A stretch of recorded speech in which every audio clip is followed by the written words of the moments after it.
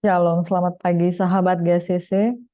Tuhan kiranya memberkati kita semuanya pagi hari ini.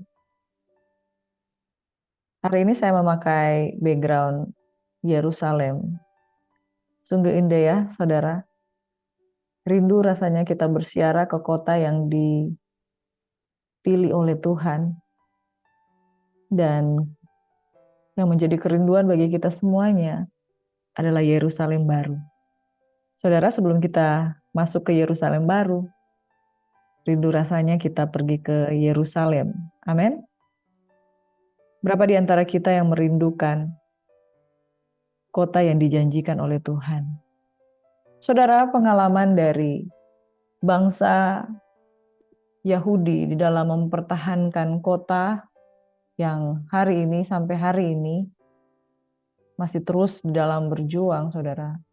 Pada zaman raja-raja Israel, zaman raja-raja Yehuda, begitu banyak peperangan yang terjadi sehingga untuk menuju kepada kemenangan, itu mereka diuji dengan berbagai macam ujian. Kenapa, saudara? Karena yang dituntut dari Tuhan itu adalah kesetiaan. Baik kerajaan utara maupun kerajaan selatan. Yehuda maupun Israel. Saudaraku yang diberkati oleh Tuhan Yesus Kristus, setelah beberapa kali kita membaca tentang kitab-kitab syair, kitab-kitab puisi, kita kembali lagi belajar tentang kitab-kitab yang berbicara tentang keadaan bangsa Yehuda. Dan sebelum kita masuk lebih dalam lagi, saudara, kita akan berdoa, mohon tuntunan Tuhan, dan kita mau sembah Tuhan, untuk kita kembali merenungkan firman Tuhan dari kitab Yesaya. Mari kita berdoa. Bapa, terima kasih Tuhan buat pagi hari ini. Biarlah Engkau menerangi mata hati kami sehingga kami belajar firman Tuhan, dan pembacaan 5 pasal per hari ini dapat memberikan kami pengenalan yang lebih lagi tentang firman Tuhan. Terima kasih Bapa di surga, berkati setiap kami yang membaca merenungkan firman, memberkati Tuhan telinga kami untuk menjadi telinga seorang murid dan hati sebagai hamba. Sehingga bukan dengan pikiran kami dalam menafsirkan firman, tetapi pikiran Kristus yang ada dalam kami. Dalam nama Yesus Tuhan, kami bersyukur dan berdoa. Haleluya. Amin. Mari kita siapkan hati saudaraku, kita akan membaca dan merenungkan firman Tuhan, namun sebelumnya kita akan memuji kebesaran Tuhan. Haleluya Yesus. Betapa kami rindu untuk melayani Engkau lebih lagi Tuhan.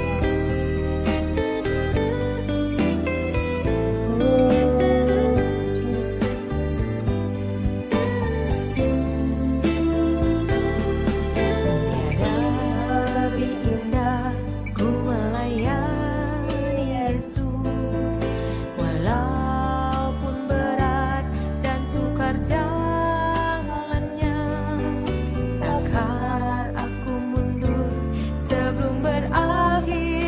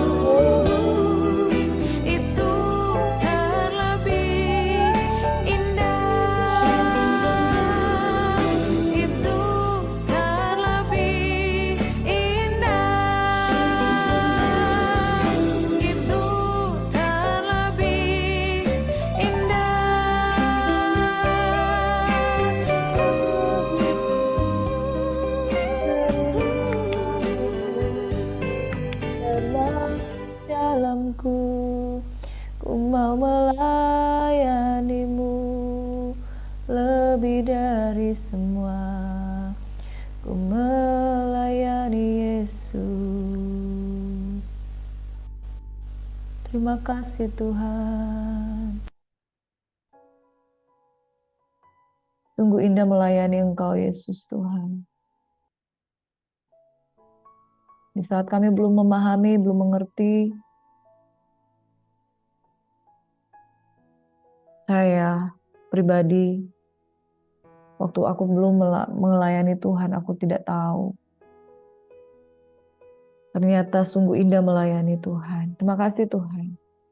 Kau yang sudah menangkap kami dalam panggilan-Mu yang kudus, yang sudah mengutus kami di dalam panggilan-Mu yang mulia, dan mengajarkan kami untuk melihat banyak hal tentang melayani Yesus. Makasih Tuhan, sungguh indah kami bisa melayani Engkau. Bapak, pagi hari ini Tuhan kami mau belajar tentang panggilan. Sebagaimana Yesaya terpanggil untuk melayani, untuk memberikan hidupnya lewat pelayanan bangsa Yahudi Tuhan. Mendapatkan begitu banyak janji-janji Tuhan lewat pelayanan Yesaya di tengah-tengah Tuhan kekurangan. Tapi Tuhan mengutus hamba-hamba Tuhan, memberikan nasihat, kekuatan, penghiburan, serta teguh. Bapak terima kasih kalau hari ini Engkau pakai kami semua karena anugerah-Mu. Makasih Tuhan, kami sambut berkat-Mu, firman-Mu pagi hari ini. Demi nama Yesus Tuhan, kami berdoa dan mengucap syukur. Haleluya. Amin. Saudara, pagi hari ini kita akan belajar tentang panggilan Yesaya. Nah, saudaraku, sebelum kita membuka firman Tuhan lebih lagi, saya rindu untuk menunjukkan satu tayangan tentang pelayanan kami dari tergabung di dalam interdenominasi gereja-gereja yang ada di kota kami di Sulawesi Utara, khususnya di daerah Kabupaten Minahasa Tenggara, saudaraku. Kami terhimpun di dalam Yayasan Hosana dan kami melayani jiwa-jiwa yang ada di satu daerah yang cukup jauh, yaitu daerah Kalait. Di sana ada anak-anak sekolah yang kami layani. Saya rindu untuk berbagi, saudara, untuk pelayanan yang kami laksanakan bersama-sama.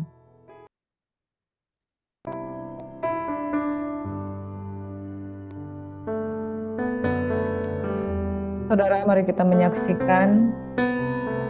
Ini adalah pelayanan siswa di SMP 3 Kalait di daerah Toloan Selatan. Bersama dengan tim dari interdenominasi Yayasan Hosana, beberapa hamba Tuhan kami yaitu Bapak Ketua Christian Ngantung, Bapak Pendeta Nofri Kontur, Bapak Kiki Rogahang, Dr. Gandhi Napitupulu, saya sendiri, Saudara Klaus, dan juga Saudara Daniel, bersama dengan Ibu Joyce. Kami turun di lokasi ini bersama tim ini untuk melayani anak-anak muda. Mereka terdiri dari anak-anak dari kelas 1 SMP, kelas 2, hingga kelas 3, dengan jumlah 120 orang. Ketika kami ajak mereka beribadah, mereka meresponi dengan sukacita, dan Ibu Grace selaku wakil kepala sekolah juga sangat menyambut kami. Jadi ke 120 anak-anak ini mereka sangat welcome dan mereka sangat terbuka pada waktu ibadah. Mereka bernyanyi dengan girang-girang. Ketika Saudara Klaus memimpin pujian, anak-anak sangat bersuka cita dengan lawatan Tuhan. Dan luar biasanya saudaraku, begitu firman Tuhan disampaikan, mereka sangat berespon dan terpujilah nama Tuhan ketika didoakan dan terus dibawa di dalam penyampaian firman Tuhan yang dibawakan oleh Bapak Pendeta Nofri Kontur, saudara. Anak-anak mulai menerima lawatan Tuhan.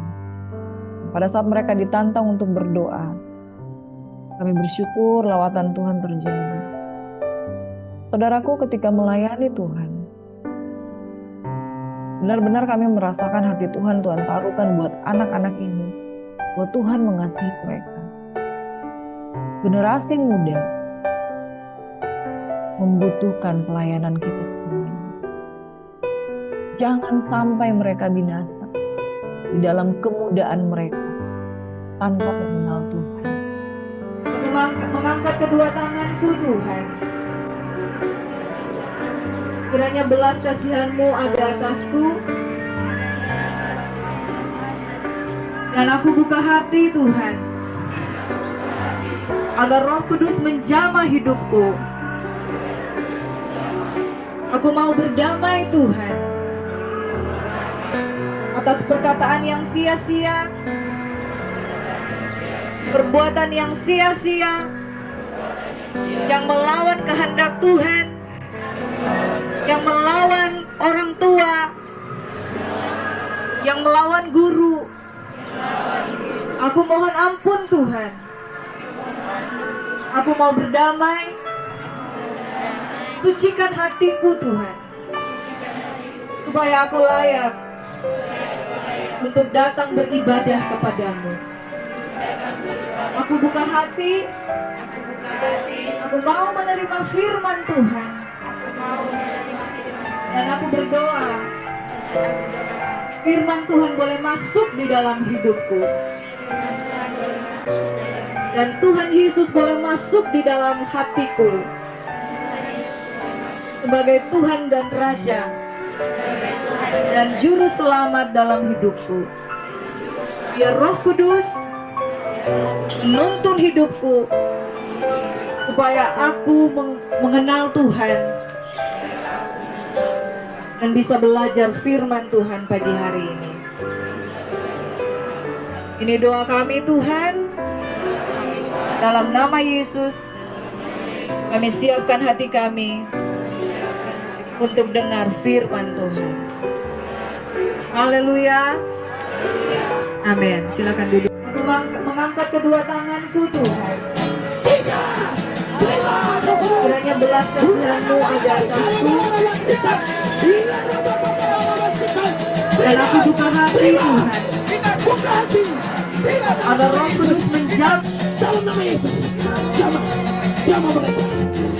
Saat ini Tuhan, Engkau sedang mengubah hati mereka.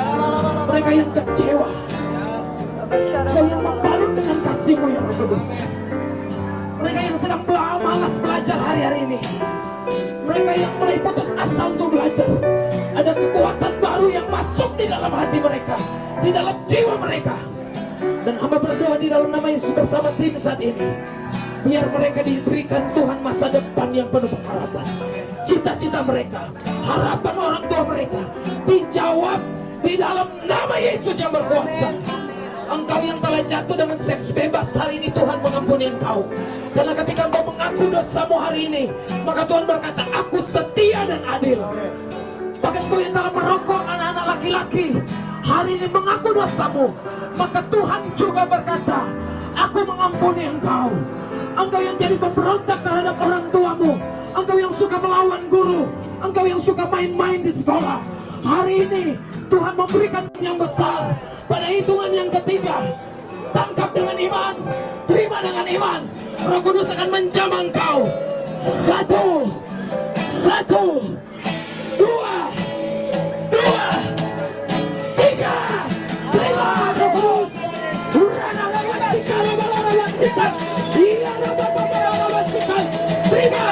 Terima. Kita buka hati. Terima dalam nama Yesus. Dalam nama Yesus.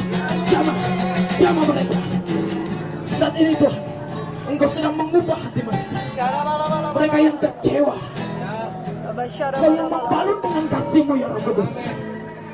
Mereka yang sedang malas belajar hari-hari ini, mereka yang mulai putus asa untuk belajar, ada kekuatan baru yang masuk di dalam hati mereka, di dalam jiwa mereka. Dan hamba berdoa di dalam nama Yesus bersama tim saat ini, biar mereka diberikan Tuhan masa depan yang penuh pengharapan. Cita-cita mereka, harapan orang tua mereka dijawab di dalam nama Yesus yang berkuasa. Engkau yang telah jatuh dengan seks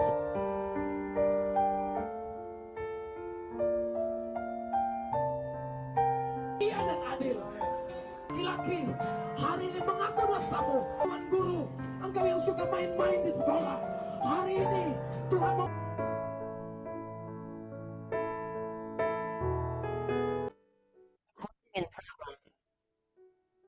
Demikian tadi sekilas pelayanan siswa yang kami lakukan, saudaraku, di daerah-daerah yang bisa dibilang cukup jauh dari kota, saudara. Dan melayani Tuhan dengan sungguh-sungguh karena tuayan banyak. Tuayan memang banyak, tetapi pekerja sedikit. Lagi pula firman Tuhan berkata, bukan kamu yang memilih aku, tapi aku yang memilih kamu, dan aku telah menetapkan kamu untuk kamu pergi dan menghasilkan buah. Dari mana datangnya kekuatan kita untuk bisa melayani Tuhan, saudaraku, kalau bukan karena Tuhan sendiri yang memberikan kita kekuatan itu, saudara. Dan satu hal, saudaraku, yang diberkati oleh Tuhan Yesus Kristus, dulu saya tidak pernah mengerti apa arti melayani, tetapi karena Roh Tuhan itu ada di dalam diri setiap pribadi, dan saya mengalami bagaimana Roh Tuhan menjamah saya sehingga mulai mengerti arti sebuah panggilan. Saya mau katakan bahwa di dalam pelayanan kadang kita berkorban tenaga, berkorban pikiran, perasaan, finansial. Tapi herannya, saudaraku, itu membawa sukacita tersendiri karena yang kami rasakan bahwa kami melayani Raja di atas segala raja. Terus kami bawa beban-beban pelayanan kami ini untuk kami mohon dukungan dari sahabat-sahabat GSCC semuanya, bahwa di dalam pelayanan ini jauh dari kesempurnaan, tapi sukacita yang kami alami adalah ketika jiwa-jiwa itu menerima kebenaran, dan kebenaran itu memerdekakan mereka. Dan hari-hari ini murid-murid yang kami layani itu segera tergabung di kelompok pemuritan. Kami mohon dukungan Bapak Ibu semuanya, karena ini adalah generasi, pelayanan generasi yang kita nggak tahu suatu saat nanti ke depannya ternyata Tuhan punya rencana dalam kehidupan mereka. Pagi hari ini saya tergerak dan rindu untuk membagikan sebuah topik yang berjudul pelayanan, panggilan, melayani, merespon panggilan Tuhan. Karena itu yang kita akan pelajari di kitab Yesaya. Nah, saudara, sedikit yang kami bagikan tentang kesaksian kami di dalam melayani anak-anak muda ini. Kami mohon dukungan, mereka sudah menerima Roh Kudus dan mereka mengalami kelahiran baru. Kita berdoa agar mereka terus mengalami pertumbuhan iman, tidak jatuh di tengah-tengah perjalanan mengiring Yesus. Amin.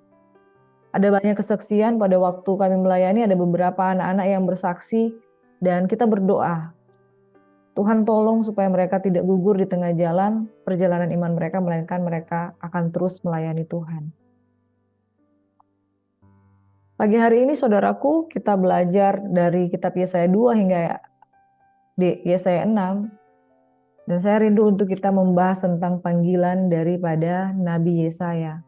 Sangat luar biasa saudara ketika kitab itu dinamai dengan nama Nabi itu sendiri, saudara. Dikatakan bahwa Yesaya menulis kitab ini dengan bantuan beberapa penulis sehingga dia bisa menampilkan firman Tuhan ini yang dari keterpanggilannya sebagai penyambung lidahnya Tuhan. Dan tantangan dia untuk ketika dia menulis ada begitu banyak tantangan sehingga banyak tulisan-tulisannya yang kemudian harus ditulis kembali. Saudaraku yang diberkati oleh Tuhan Yesus Kristus, dalam kitab Yesaya ini yang kita pelajari, ternyata kitab ini merujuk pada tokoh utama kitab itu, yaitu namanya Yesaya bin Amos. Dia nabi besar, makanya kitab ini juga disebut sebagai kitab nabi besar. Nabi besar yang hidup di kerajaan Yehuda pada abad sebelum Masehi, abad ke-8 sebelum Masehi. Nah, saudara, ternyata nama Yesaya ini diambil dari serapan bahasa Ibrani, yaitu Yesyayahu, dengan pengejaan dari Yesyahya, yang diperkirakan artinya gabungan dari kata Yesya itu artinya keselamatan, penyelamatan, pertolongan, dan nama Yah. Oleh karena demikian arti nama tersebut kurang lebih adalah Yahweh. Dulu Yahweh itu tidak bisa disebut dengan sembarangan, tetapi penamaan yang diberikan kepada Yesaya itu Yesyahya, sehingga dia disebut Yesaya, yang artinya Yahweh adalah keselamatan atau Yahweh adalah sumber pertolongan. Tentunya nama ini berbicara soal visi dari orang tua. Nama ini berbicara soal doa dari orang tua. Dia diberikan nama Yesyaya atau Yesaya yang berarti Yahweh adalah keselamatan atau Yahweh adalah sumber pertolongan. Sungguh mereka mempercayai Yahweh itu nama yang nggak bisa disebut dengan sembarangan, tapi namanya itu diambil dari suku-suku kata yang kemudian artinya adalah Yahweh adalah keselamatan, Yahweh adalah sumber pertolongan. Tentunya harapan dan doa dari orang tua bahwa sungguh anak ini pasti akan jadi sesuatu. Anak ini pasti akan jadi sebuah wujud keselamatan atau sebuah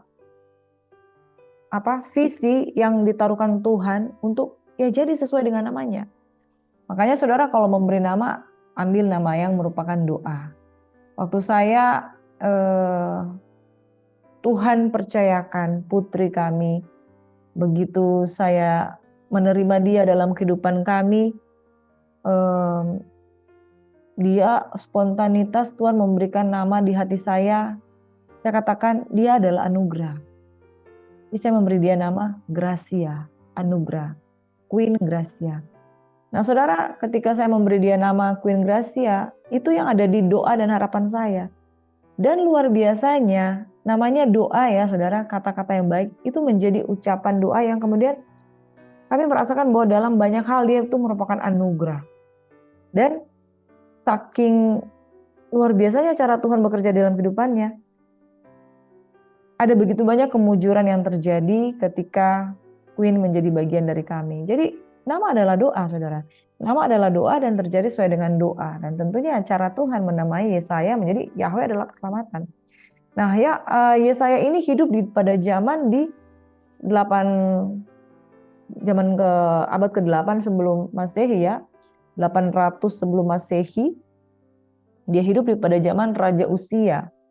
Raja Uzia sakit kusta sampai pada hari matinya di 2 Tawarikh 26 ayat 21 dan 22. Raja Uzia sakit kusta sampai kepada hari matinya, dan sebagai orang sakit kusta ia tinggal dalam sebuah rumah pengasingan karena ia dikucilkan dari rumah Tuhan. Dan Yotam anaknya mengepalai istana raja dan menjalankan pemerintahan atas rakyat negeri itu. Selebihnya dari riwayat Uzia dari awal sampai akhir ditulis oleh Nabi Yesaya bin Amos. Jadi kurang lebih tugas Yesaya pada waktu itu adalah untuk menulis. Dan panggilan Yesaya ini ada pada setelah Raja Uzia mati. Pada waktu Raja Uzia masih hidup, dia memiliki fungsi-fungsi tugas yang lain, antara lain sebagai seorang penulis di istana. Penulis atau panitera atau pencatat, membuat kitab-kitab, itulah tugas dari Yesaya. Nah saudara, ini di kitab Yesaya ini kita akan belajar tentang panggilan Yesaya. Selanjutnya saudaraku, dan saya mau belajar di sini bahwa ada beberapa alasan seseorang bisa melayani Tuhan. Nah, Yesaya ini adalah seorang yang hidup pada zaman sebelum Raja Uzia meninggal. Pada zaman sebelum Raja Uzia meninggal itu ada kerajaan-kerajaan yang menyerang bangsa Yehuda pada waktu itu. Dan kita pelajari di sini tentang Nabi Yesaya bahwa seseorang itu bisa melayani karena yang pertama karena suatu beban pelayanan. Pada waktu itu Yesaya ada di kerajaan Yehuda dan dia merasa memiliki beban pelayanan dengan situasi yang ada pada waktu itu. Karena ada suatu beban pelayanan, seseorang bisa tergerak untuk melayani. Jadi ada beberapa alasan orang untuk bisa melayani. Yang pertama karena satu beban pelayanan. Yang kedua karena sebuah panggilan. Yang ketiga karena dia ingin memberi diri untuk bisa melayani Tuhan. Yang keempat karena sudah menjadi destiny ilahinya. Artinya sama seperti firman Tuhan katakan, dia sudah dipanggil sejak dari dalam kandungan ibunya. Apakah semua orang sudah dipanggil sejak dari dalam kandungan ibunya? Itu merupakan rahasia Tuhan. Tapi ada sebuah panggilan yang sudah menjadi destiny ilahinya bahwa orang ini sudah ditetapkan loh untuk melayani. Nah ada juga karena kebetulan, contoh di perjanjian baru, ada Simon dari Kirene. Dia sambil lalu aja lewat. Tapi begitu dia lewat, maka prajurit perwira-perwira pada waktu itu manggil, ayo sini kamu, bantu Yesus untuk memikul kayu yang akan dijadikan kayu salib. Karena kebetulan dia ada di situ. Tapi tidak ada yang kebetulan juga ya saudara. Tapi karena kebetulan dia ada di situ, dia dipanggil, ayo kamu melayani. Dia melayani karena sebuah kebetulan. Tapi dalam Tuhan sebetulnya tidak yang kebetulan. Yang keenam ada juga keterpaksaan. Seperti Yunus. Panggilan itu ada, tapi dia melakukannya karena sebuah keterpaksaan. Jadi unik saudara, panggilan seseorang untuk melayani Tuhan itu kadang awalnya didasari dengan berbagai alasan. Karena ada suatu beban pelayanan, karena di Yehuda itu begitu banyak tekanan-tekanan dari bangsa-bangsa luar yang begitu menekan, maka Yesaya begitu terpanggil untuk kemudian menjadi penyambung lidahnya Tuhan. Nah, saudara, apapun yang menjadi alasan seseorang melayani, marilah kita dengan sungguh-sungguh menyadari bahwa dalam hidup ini sebetulnya tidak ada sesuatu yang kebetulan. Yohanes 15 ayat 16 berkata, bukan kamu yang memilih aku, tapi akulah yang memilih kamu. Dan aku telah menetapkan kamu supaya kamu pergi dan menghasilkan buah, dan buahmu itu tetap. Ya, seperti pohon ara yang dikutuk, Tuhan mau buahmu itu harus tetap ada. Buahmu itu harus tetap berbuah, saudara. Jangan sampai kita tidak berbuah. Tuhan mau kita selalu berbuah. Supaya apa yang kamu minta kepada Bapakku dalam namaku, diberikannya kepadamu. Nah, Lukas 10 ayat 2 berkata, tuaian memang banyak tapi pekerja sedikit. Karena itu mintalah kepada Tuhan yang empunya tuaian supaya ia mengirimkan pekerja-pekerja untuk tuaian itu. Saudara, berbicara tentang panggilan. Ada beberapa alasan orang untuk melayani Tuhan. Karena tiba-tiba, wah dia ada beban pelayanan. Atau, wah saya menerima sebuah panggilan. Atau ada orang yang karena dia memberi diri. Atau karena sudah menjadi destiny ilahinya. Wah saya lahir itu memang harus jadi pendeta. Ada orang yang ketika kuat sekali destiny ilahinya dari masih kecil pun, tiba-tiba dia udah jadi pengkhotbah. Ada juga karena kebetulan seperti Simon dari Kirene. Atau karena keterpaksaan. Saya sebetulnya nggak mau. Tapi karena ya udahlah. Karena panggilan ini begitu memaksa saya, akhirnya dia pergi. Saudara, apapun yang menjadi alasanmu, satu hal saudara, kalau kita mulai makin dewasa dalam Tuhan, melayani Tuhan itu akan menjadi sebuah kesukaan. Karena melayani Tuhan itu adalah upah kita. Siapa sih yang bisa melayani raja di atas segala raja? Oh, kalau kamu dipanggil untuk pergi ke istana, sekalipun pelayan pasti kamu mau kan? Kenapa? Karena itu merupakan sebuah kehormatan melayani raja di atas segala raja. Nah, saudara yang diberkati oleh Tuhan Yesus Kristus, beberapa ayat firman Tuhan yang dari pasal 2 ini hal-hal yang menarik. Ada berbicara tentang Sion sebagai pusat kerajaan damai.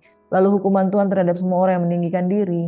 Lalu hukuman Tuhan terhadap orang-orang yang menyesatkan bangsa itu. Pada waktu itu, Yesaya merupakan nabi yang periodenya itu di antara 4 orang raja.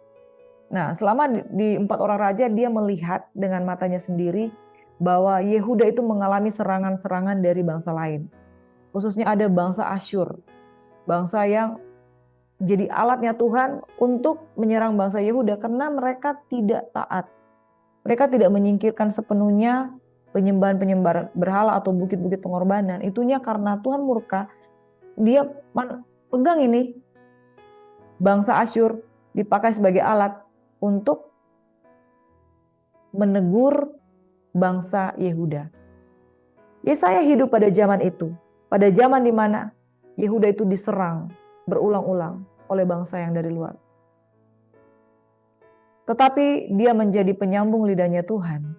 Dan kemudian ada suara-suara Tuhan yang keluar dari bibir mulutnya. Yang merupakan firman yang Tuhan percayakan bagi dia. Di antaranya adalah teguran-teguran. Di antaranya adalah penghiburan-penghiburan dan janji-janji. Jadi Tuhan tidak pernah menegur seseorang, tidak pernah menegur suatu bangsa tanpa memberikan sebetulnya janji pemulihan. Pada waktu Yehuda ditegur, begitu dia marah, kemarin kita sudah belajar di dalam pasal yang 1, saudara. Di pasal yang 1 betapa dia tidak menyukai persembahan mereka, tidak menyukai perayaan-perayaan mereka. Dan ini juga dia menegur mereka. Dia katakan, hukuman terhadap semua orang yang meninggikan diri itu jangan berharap pada manusia. Ya. Tuhan akan menetapkan suatu hari untuk menghukum semua yang congkak dan angkuh. Raja-raja yang angkuh semua itu akan ditundukkan. Namun saudara, Tuhan juga memberikan penghiburan bahwa satu saat nanti akan terjadi pada hari-hari yang terakhir, gunung tempat rumah Tuhan akan berdiri tegak di hulu gunung-gunung dan menjulang tinggi di atas bukit sana. Dan banyak suku bangsa akan pergi serta berkata, mari kita naik ke gunung Tuhan, ke rumah Allah Yakub supaya ia mengajar kita tentang jalan-jalannya. supaya kita berjalan menempuhnya, sebab dari Sion akan keluar pengajaran dan firman Tuhan dari Yerusalem. Saudara-saudara, di tengah-tengah hukuman ada janji Tuhan. Supaya apa? Supaya ketika ditegur mereka sadar, mereka berbalik. Kalau mereka berbalik, maka janji Tuhan itu pasti akan digenapi. Dan Yesayalah yang diberi tugas untuk menyampaikan kabar ini, baik kabar janji firman Tuhan maupun teguran maupun penghukuman melalui Nabi Yesaya, semuanya itu disampaikan. Amin, saudara. Di pasal yang ketiga, Tuhan berkata, ya, dia memberikan hukuman terhadap wanita-wanita Sion yang sombong. Sungguh Yerusalem telah runtuh dan Yehuda telah rubuh, sebab perkataan mereka dan perbuatan mereka melawan Tuhan dan mereka menantang kemuliaan hadirat-Nya. Namun satu hal, ada janji Tuhan, ada teguran, ada kemarahan, tapi ada janji Tuhan semata-mata. Tidak pernah sebuah teguran lahir untuk betul-betul membinasakan, tapi sebuah teguran lahir untuk membuat umat Tuhan kembali kepada rencana Tuhan. Bagaimana saudara di dalam kehidupan kita sehari-hari? Jangan tertekan kalau saudara merasa, saya kok tiap hari ditegur. Sudah saya nggak punya uang, kemudian saya kehilangan orang yang saya cintai, misalnya begitu ya. Lalu ketika saya udah nggak punya pekerjaan, datang masalah yang satu lagi. Saudara, mungkin sesuatu telah terjadi di dalam kehidupanmu secara pribadi. Teguran Tuhan itu datang seolah-olah berentetan. Why? Karena memang Tuhan mau berbalik.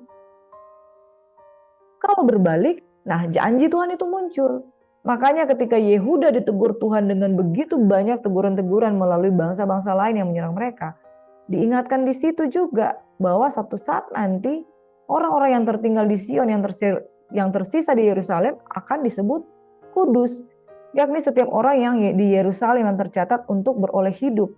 Apabila Tuhan telah membersihkan kekotoran putri Sion dan menghapuskan segala noda darah Yerusalem dari tengah-tengahnya dengan roh yang mengadili dan yang membakar. Istilah kata saudara, pengudusan Tuhan itu harus jalan kalau kita mau menerima pemulihan daripada Tuhan, karena kita udah berdosa. Simple kita kalau belajar firman Tuhan. Kalau kita bertobat, kita diberkati. Kalau kita kembali ke jalan yang benar, kita diberkati. Dan setiap hari firman Tuhan yang kita dengar kurang lebih hampir sama, yaitu menegur, dan mengingatkan. Apakah itu penting? Sangat penting, saudara. Karena hati manusia itu licik. Tiap hari kita melakukan kelalaian, tiap hari kita melakukan kegagalan. Dan hari ini, saudara, mari kita jujur dengan diri kita sendiri. Apakah masih ada hal yang perlu dikuduskan dari segala kenajisan kita? Aku ini bangsa yang najis bibir, demikian kata Yesaya. Mari kita baca di dalam pasal-pasal yang sesudahnya. Sebelumnya di pasal yang kelima dulu kita baca. Aku hendak menyanyikan nyanyian tentang kekasihku. Nyanyian kekasihku tentang kebun anggurnya. Balik lagi seperti di kitab Kidung Agung bicara tentang kebun anggur. Kebun anggur berbicara tentang tamannya Tuhan yang dipelihara oleh Tuhan, yang disediakan Tuhan untuk mencari buah. Saudara. Tuhan cari buah. Tuhan cari buah di dalam diri Yehuda. Tuhan cari buah di dalam diri Israel. Tuhan cari buah di dalam diri Priskila. Tuhan cari buah di dalam diri anak-anak yang kita layani tadi, pelayanan siswa tadi. Tuhan mencari buah di dalam diri saudaraku. Hari ini mungkin kita berkata, waduh tiap hari baca Alkitab. Waduh kayaknya itu aja terus. Nah saya mau bertanya, apakah kebun anggurmu itu dirawat dengan baik?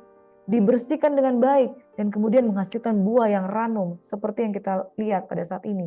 Buah anggur yang manis, namanya buah saudara. Kalau dia menghasilkan anggur yang asam, dia tidak berguna. Oke, dia berguna, dia bisa dijadikan alkohol dan lain sebagainya. Tetapi buah yang berkualitas baik itu pasti manis. Setiap hari kita mendengarkan sabda firman Tuhan. Tuhan mencangkul dan membuang batu-batunya, menanaminya dengan pokok anggur pilihan yaitu Yesus Kristus Tuhan. Ia mendirikan sebuah menara jaga di tengah-tengahnya dan menggali lubang tempat memeras anggur. Lalu dinantinya supaya kebun itu menghasilkan buah anggur yang baik. Bagaimana kalau yang dihasilkan ialah buah anggur yang asam? Lebih parah lagi kalau seperti pohon ara itu yang terkutuk, tidak menghasilkan buah. Pemilik anggur itu akan mencari apakah kebun anggurnya menghasilkan buah. Itu sebabnya ada peringatan tentang berbagai keburukan. Oh, celakalah mereka yang menyebutkan kejahatan itu baik dan kebaikan itu jahat, yang mengubah kegelapan menjadi terang dan terang menjadi kegelapan, yang mengubah pahit menjadi manis dan manis menjadi pahit. Celakalah mereka yang memandang dirinya bijaksana, yang menganggap dirinya pintar. Haleluya. Tiap hari kita sudah belajar firman ya. Sudah merasa diri pintar? Hati-hati saudara. Kita akan masuk dalam jerat. Ingat, Tuhan pakai alat-alatnya untuk menegur kita. Yehuda, Tuhan memakai bangsa lain. Asyur, Babel, ya, orang Amori, orang Het, orang Feris, orang Filistin. Semuanya itu dipakai menjadi alat untuk apa? Cambuk. Supaya semua yang berdosa dibawa kembali ke rencana Tuhan. Tuhan memakai hamba-hamba Tuhan, para penyambung lidah Tuhan, untuk membuat umatnya lurus dalam pandangannya. Berbicara tentang panggilan Yesaya. Yesaya mendapat panggilan Allah dalam tahun matinya Raja Uzia. Namun bukan berarti waktu Raja Uzia masih hidup dia nggak melayani. Dia udah melayani, saudara. Dia sudah dititipkan begitu banyak firman Tuhan di dalam dirinya. Tapi panggilan yang betul-betul dipanggil Tuhan waktu itu setelah Raja Uzia meninggal dunia. Dalam tahun matinya Raja Uzia, aku melihat Tuhan duduk di atas tahta yang tinggi dan menjulang, dan ujung jubahnya memenuhi bait suci. Para serafim berdiri di sebelah atasnya, masing-masing mempunyai 6 sayap. 2 sayap dipakai untuk menutupi muka mereka, 2 sayap dipakai untuk menutupi kaki mereka, dan 2 sayap dipakai untuk melayang-layang. Mereka berseru kepada seorang, katanya, "Kudus, kudus, kuduslah Tuhan semesta alam. Seluruh bumi penuh kemuliaannya." Maka bergoyanglah alas ambang pintu disebabkan orang-orang yang berseru itu, dan rumah itu pun penuhlah dengan asap. Lalu kataku, "Celakalah aku binasa. Sebab aku ini seorang yang najis bibir, dan aku tinggal di tengah-tengah bangsa yang najis bibir. Namun mataku telah melihat Sang Raja, yakni Tuhan semesta alam." Tetapi seorang daripada serafim itu terbang, mendapatkan aku di tengahnya, di tangannya ada bara yang diambilnya dengan sepit di atas mezbah. Ia menyentuhkannya kepada mulutku serta berkata, "Lihat, ini telah menyentuh bibirmu, maka kesalahanmu telah dihapus dan dosamu telah diampuni." Lalu aku mendengar suara Tuhan dan berkata, "Siapakah yang akan kuutus? Dan siapakah yang mau pergi untuk aku?" Maka sahutku, "Ini aku, utuslah aku." Kemudian firman-Nya, "Pergi, katakan kepada bangsa ini, dengarlah sungguh-sungguh tetapi mengerti jangan. Lihatlah sungguh-sungguh tetapi menanggap jangan." Ketika segala sesuatu bangsa Yehuda keluar dari rencana Tuhan, seseorang diutus. "Kamu pergi, sampaikan kabar baik." Lihat bagaimana rancangan Tuhan yang luar biasa. Dia tahu kok bangsa Yehuda dalam masalah. Dia tahu kok, karena dia izinkan bangsa lain itu untuk menyerang bangsa Yehuda supaya ini loh, yang sombong-sombong ini loh, yang sok bijaksana ini loh, sadar. Makanya saudara, begitu kita itu cepat sekali jatuh di dalam dosa kesombongan, pada saat itulah kita sudah sebetulnya membuka pintu terhadap teguran-teguran Tuhan. Makanya harus ada orang-orang yang bisa dipakai Tuhan untuk menjadi penyambung lidah. Ayo Priscilla, kamu jangan seperti ini, jangan merasa diri pintar karena sudah melayani, jangan merasa diri pintar. Dan bagi kita semua ibu-ibu, mungkin kamu punya masalah ya di rumah dengan anak-anak, dengan suami. Tapi setiap hari, masa setiap hari ada masalah? Ya saudara, selama kita masih hidup di dunia ini, selama kita masih bernafas, selama kita masih hidup, selama kita hanya menumpang di dunia ini, tidak putus-putusnya ada masalah. Makanya harus ada orang-orang yang Tuhan mau utus. Harus ada orang-orang yang menyampaikan Injil. Harus ada orang-orang yang menyampaikan kabar baik. Dan orang-orang yang seperti Yesaya, saya katakan tadi, Ada banyak orang melayani dengan begitu banyak alasan. Pertama ya karena ada beban. Di Yehuda itu ada banyak serangan. Lalu karena ada panggilan. Tuhan memanggil Yesaya secara khusus. Tuhan berkata, siapakah yang mau kuutus? Ada panggilan, lalu ada pemberian diri. Ini aku, utuslah aku. Jangan katakan ini aku, utuslah dia. Pelayanan itu harus dari hati, saudara. Ketika Tuhan menyentuh kita dengan kekudusannya, maka najis bibir ini diubahkan Tuhan. Oh, saudara tidak pernah akan menyesal melayani Tuhan. Saudara jangan cuma sibuk menerima. Saya kok mau menerima. Dan kalau menerima pun udah menerima, sombong pula. Kenapa? Pilih-pilih. Hamba Tuhan ini yang bagus, hamba Tuhan ini nggak bagus. Benar, ada yang bagus, ada yang nggak bagus. Tapi saudara, pilihan kita kalau kita secara subjektif saja, kita mungkin tidak melihat dari makna perkataan firman Tuhan yang Tuhan sampaikan, yang ternyata itu bisa menegur kita. Banyak orang menghabiskan waktunya untuk mendengarkan firman Tuhan, tapi tidak mau berbagi dengan orang lain. Ketika panggilan itu datang kepada diri kita, gak apa-apa kita di rumah sebagai ibu rumah tangga dengan kesibukan kita memasak, tapi kita punya anak mantu, anak kandung, anak siapapun, ponakan, ya. Kita memang cuma ibu rumah tangga, cuma taunya kita masak, tapi kita dengar setiap hari. Nah, bagikan. Mau melayani Tuhan. Banyak yang terpanggil tapi sedikit yang mau berespon terhadap rencana Tuhan. Di luar sana ada begitu banyak tuayan. Saya ceritakan tadi di awal, kami melayani 120 anak. Saudara, dari 120 anak ini, saudara, waktu dilayani mereka semua berespon. Tetapi begitu mau dimuridkan, tidak semua kan yang kembali kepada kami. Tapi paling tidak kami menuai jiwa. Namun satu hal saudara, di luar sana ada begitu banyak orang yang membutuhkan kebenaran. Ada berapa banyak orang yang diutus? Yesaya dipanggil. Aku mencari orang-orang yang mau diutus. Siapakah yang mau pergi dengan aku? Ini aku. Utuslah aku. Ada orang bilang, kalau punya anak ada 5, yang satu disekolahkan polisi, satu tentara, yang satu ASN, yang satu dokter, yang keempat dokter, karena paling bungsu, paling hampir bungsu, itu paling disayang. Lalu ada lahir lagi anak yang kelima. Ya udah habis uang, udahlah pendeta aja. Masuk sekolah Alkitab kan bisa gratis. Ya, yang penting dia ada kerjaan lah. Kadangkala saudara, jadi hamba Tuhan itu kayaknya rendahan di bawah saudara. Padahal saudara, di dunia ini Tuhan mencari orang-orang yang mau diutus, mau melayani Tuhan. Kenapa? Ada sebuah pekerjaan yang penting. Kalau saudara menjadi hamba Tuhan, saudara menyelamatkan generasi sampai pada kehidupan yang kekal.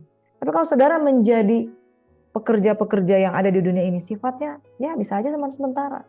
Nah, Tuhan sedang mencari orang-orang yang mau terpanggil, terpilih, dan didapati Tuhan setia. Saudara mau merespon panggilan Tuhan? Yesaya merespon panggilan Tuhan. Sebelum dia dipanggil Tuhan, dia sudah ada di istana. Dia melakukan tugas menyampaikan suara Tuhan ketika apa yang didengar dia sampaikan. Tapi pada Yesaya 6, dia betul-betul bertemu muka ke muka dengan hadirat Tuhan. Dia dipanggil Tuhan. Jangan-jangan ketika saya menyampaikan firman Tuhan pada pagi hari ini, ada di antara saudara yang sebetulnya sudah pernah mengalami panggilan Tuhan, tapi memilih untuk selalu menolak. Yang kedua dia tolak, yang ketiga dia menolak, yang keempat dia tolak, yang kelima sampai hari ini masih menolak untuk melayani Tuhan. Memang kita benar saudara, najis bibir kita nggak layak. Tapi ketika Tuhan panggil kita, dia memperlengkapi, dia melayakan. Pesan Tuhan pada pagi hari ini, mungkin hari ini saudara yang sudah dipanggil sudah berulang-ulang. Dan merasa, hanya kebetulan kok. Seperti Simon dari Kirene, hanya kebetulan kok saya dipanggil untuk memikul kayu balok itu untuk dibakaikan menjadi kayu salib. Hanya kebetulan, semua dianggap, saya belum siap. Saudaraku kalau tahu sedang berhadapan dengan siapa? Di negeri di Asia sana, di Korea dan lain sebagainya, ada istilah wajib militer. Yang sudah diwajibkan untuk menjadi seorang wajib militer, itu harus pergi langsung saat itu juga. Itu pemerintah dunia yang perintahkan. Ini pemerintah surgawi. Tanya pula dengan baik-baik, siapakah yang mau kuutus? Kita nunjuk orang lain, atau kita katakan, Tuhan, aku belum siap.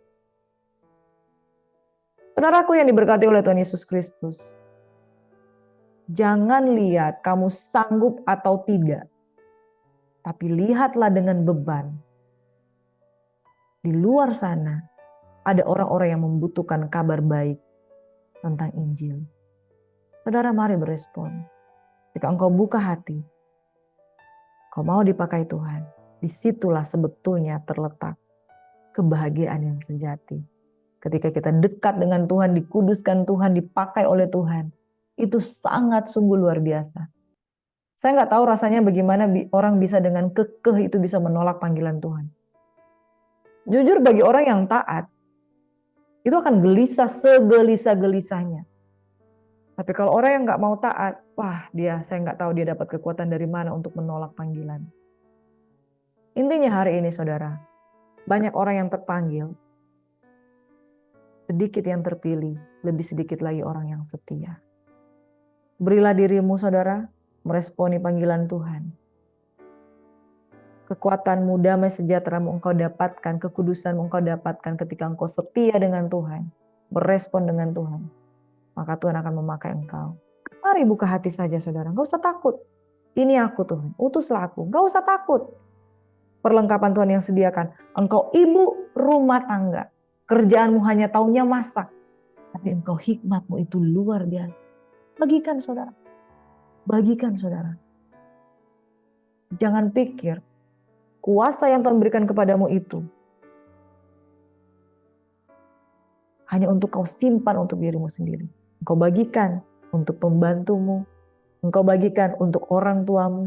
Engkau bagikan untuk teman-temanmu. Tanpa sadar engkau sudah menjadi alatnya Tuhan. Tebarkan jala lebih lagi. Siapa tahu satu saat nanti 100 orang ditangkap, 200 orang ditangkap, dan engkau akan merasakan upahku adalah aku bisa melayani Tuhan. Amin. Mari saudara berespon dengan panggilan Tuhan. Jangan keraskan hati. Lakukan apa yang kau bisa.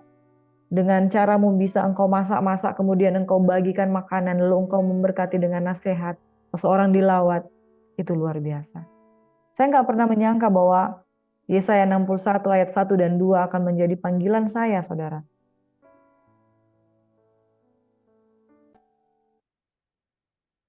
Beberapa tahun sebelumnya ketika saya bingung, Tuhan sebetulnya saya panggilannya apa?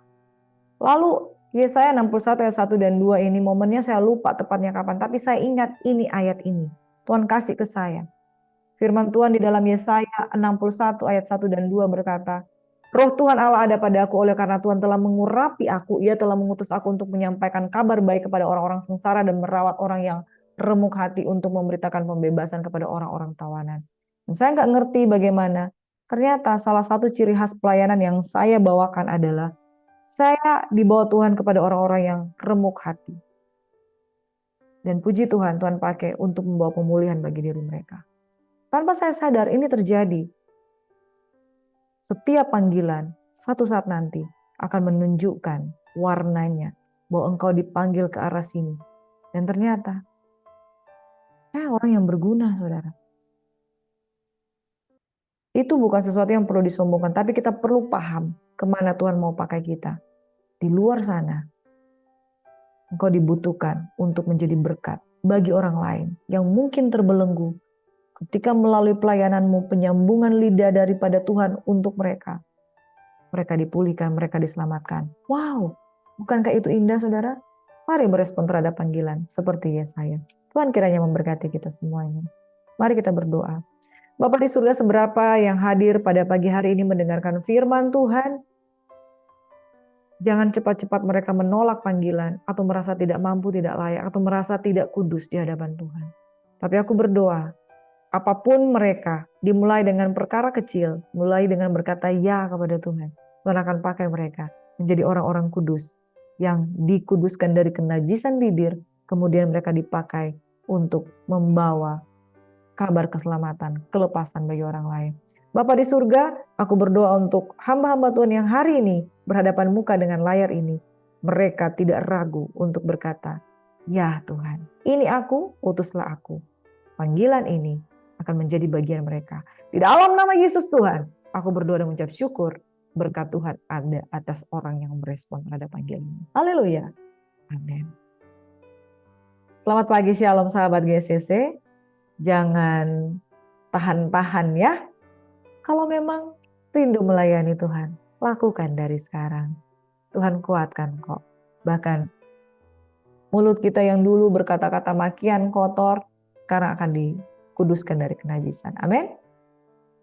Saudaraku, di akhir dari tayangan ini, kalau masih ada yang belum subscribe, silakan subscribe, maka saudara akan mendapatkan pemberitahuan atau notifikasi kalau ada tayangan-tayangan terbaru dari channel Gracia Hope Compassion Channel. Kami mengucapkan banyak terima kasih dan sekali lagi mohon dukungan doa, terutama buat anak-anak muda yang kami layani tadi. Dengan doa saudara, saudara juga sudah melayani mereka. Semoga mereka tetap kuat di dalam melayani Tuhan, di dalam mengiringi Tuhan, di dalam buka hati terhadap pemuritan. Haleluya, amin. Shalom, selamat pagi, Tuhan berkati.